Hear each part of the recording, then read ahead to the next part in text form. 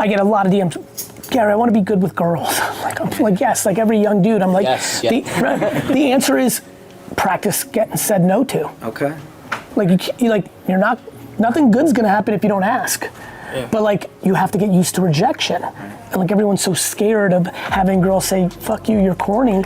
They think like that's gonna ruin their lives, when in reality, that's the beginning of them being on the track in the other direction. You know, like it's just a subjective opinion. Somebody just doesn't find you attractive or doesn't think you're cool. Like, okay, like you didn't ask out every girl. You didn't think millions of people. There's like 8 billion people, 100%, but you gotta practice.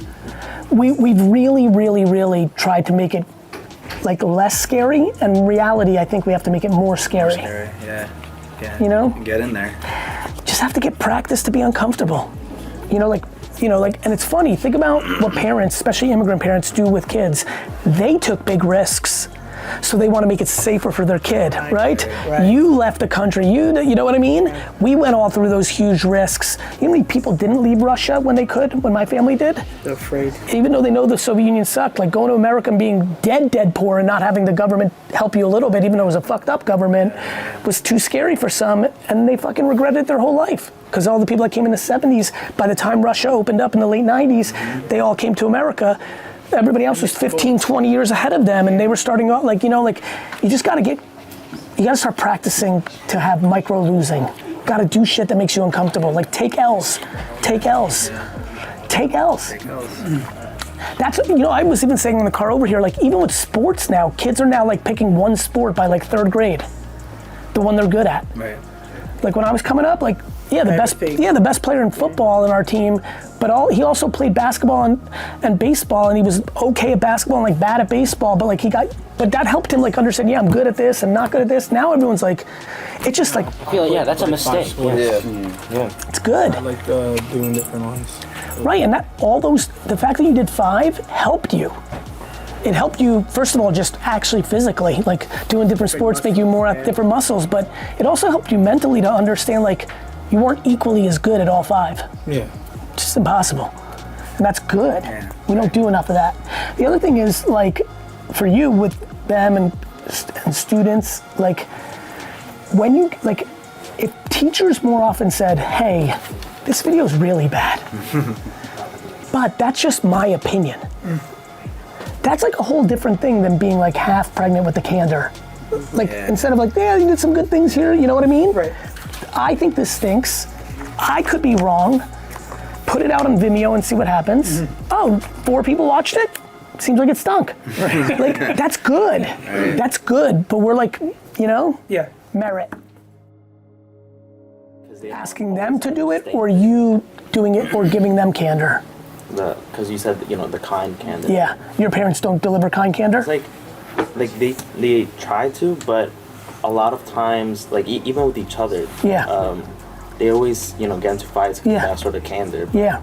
They don't understand that kind candor that you always talk about, and that really resonated with me when you talked about it.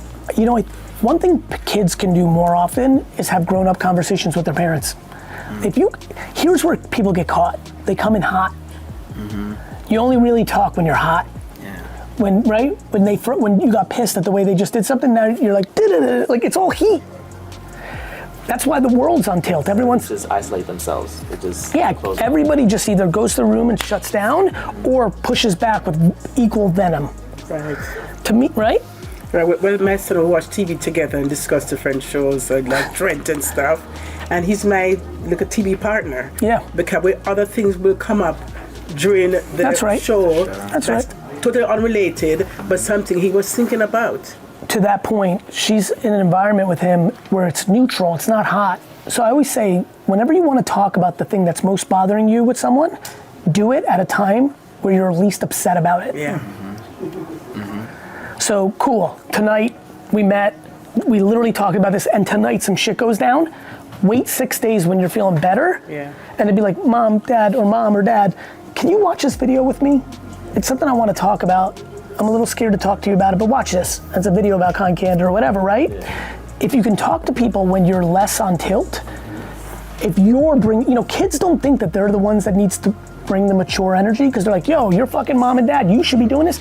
But if But if their mom and dad didn't do it for them, kids should be more upset with their grandparents than their parents. Right. I just wish that became a bigger, bro, when I tell you, if kids in the world started to be more upset with their grandparents than their parents, the world would be in a better place. I don't mean be upset at your grandparents, I mean be empathetic to why your parents are like that. Right. If your grandma's nasty, and she was your mom's mom, give your mom a little break. But we don't do that. Even when the mom might be half as bad, we're still mad because it's our mom. And we're worried about us. So if we, back to empathy and compassion above you, if you can go and talk to them about like, hey, this is something I feel in our family. If everyone's in a good mood, when it starts, everyone's gonna be defensive, promise. You poke at someone's thing, they're gonna be like, nah. They'll push, but they're not gonna be like full tilt as if you were coming at them with if you're in a good place, you can have that combo. And it's never a bad time, even at this young of an age, to start practicing that shit. Yeah. And especially like with money and how times are with inflation. Of course. If parents are stressed about money, of course. Right? And it's hard because money is a very like. Of course. When parents are struggling with money, there's so many things you can do in that environment though. First, you can always go to accountability. What am I making my parents spend money on that I don't need? That becomes but that's hard. Especially especially when families go down in money, like you were used to some shit, but you're not. But like, every time you can practice doing good things, it's gonna service you well. So even if you don't want to stop getting X, Y, and Z that your parents are paying for, and you're like, yo, can you imagine, how old are you? I'm 17. A 17-year-old son coming to parents and say, hey, you got 2 seconds? Mom, Dad, I can sense like there's some anxiety in the system. You know how I get $50 for this, or you know how you're doing this, or and again, I don't know everybody's situation. Some kids have nothing that their parents pay for, others have something and everything in between. But if there's one thing that can save your parents $20 in a month, it's not about the $20, it's about a 17-year-old coming to the table and saying, yo, I wanna contribute to this moment. Especially if their fighting is bothering you, you'd be stunned how much that will hit. When I was a teenager, my parents gave me no money after I was about 10. And I wanted shit, like when Sega Genesis came in, I was like, yo, I need that shit, and so, this goes back to like what I tell parents is like, you want your kids to be hungry, you want your kids to be capable, don't feed them. They'll figure out how to feed themselves. And like, if your mom and dad are giving you $100 every month and like that's all you need, what are you gonna go do? Nothing. But if your mom and dad give you nothing and you need $80 to like do 2 things a month or something, like you're gonna figure out how to get it. And like figuring out how to get it is an incredible skill.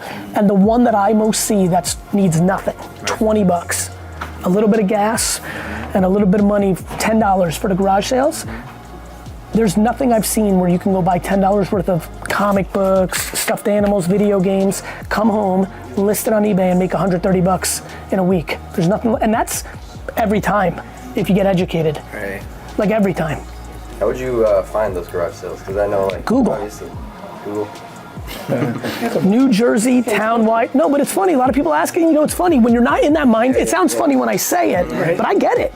There's 100 apps, Garage Sailor, Garage Sale Find. There's 100 apps, but what I do every time, New Jersey, town-wide, garage sale, April 24th, enter. Randolph had last week, and Denver has again in Indian Lake. The Storage Wars? Of course. You do that thing? That's harder. Like, they're good in theory, but to me, first of all, they cost more. Like, I'm always thinking about the person that got $20. Yeah. People can graduate at the storage. Where people go is they go from garage sailing to thrift stores, like Goodwill and all that. Then they start going into storages. Then usually they go into drop shipping and retail arbitrage on Amazon. But like, man, I got thousands of emails of like, I had $16 and now I have 6,000. And the most fun part is for certain people, it's fun.